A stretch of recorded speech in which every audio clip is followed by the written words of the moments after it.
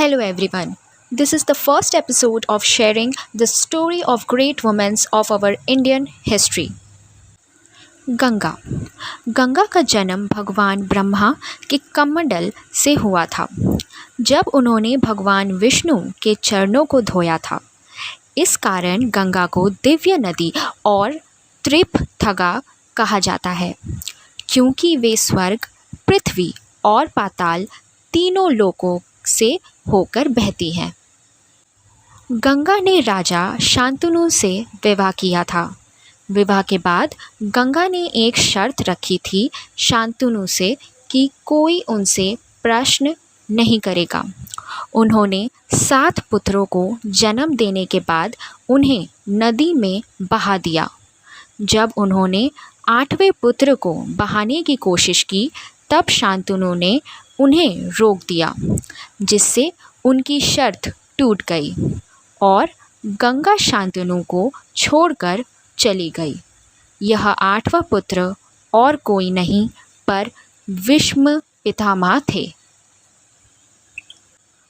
गंगा ने भीष्म का पालन पोषण स्वर्ग में किया और उन्हें शिक्षा एवं शस्त्र विद्या की पूर्ण जानकारी दिलवाई। इसके बाद भीष्म को वापस शांतनु के पास लौटा दिया। गंगा को देवी के रूप में पूजा जाता है और उन्हें सभी पापों को हरने वाली माना जाता है। महाभारत में भी उन्हें माँ के रूप में संबोधित किया गया है, जो अपने भक्तों की रक्षा करती है। जब भीष्म पांडवों की ओर से युद्ध कर रहे थे और सरस्या पर थे, तो गंगा अपने पुत्र की पीड़ा देखकर अत्यंत दुखी हुई। भीष्म ने स्वयं गंगा से कहा था कि वे अपने कर्मों का फल भोग रहे हैं और यह उनकी पूर्व जन्मों का श्रण है।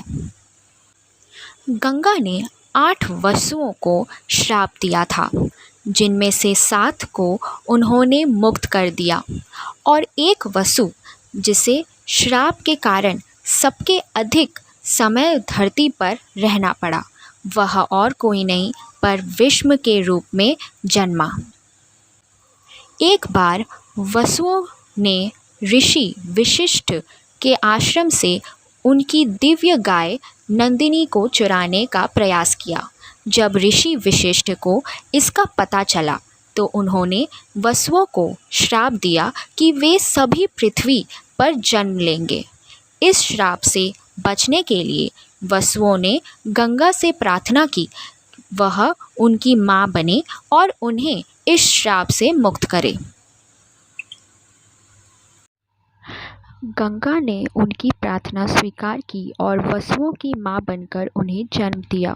जन्म के तुरंत बाद गंगा ने 7 वसुओं को नदी में डुबोकर मुक्त कर दिया, लेकिन 8वें वसु, जो भीष्म के रूप में जाने गए, वो जीवित रहे। भीष्म ने बाद में महाभारत के युद्ध में महत्वपूर्ण भूमिका निभाई।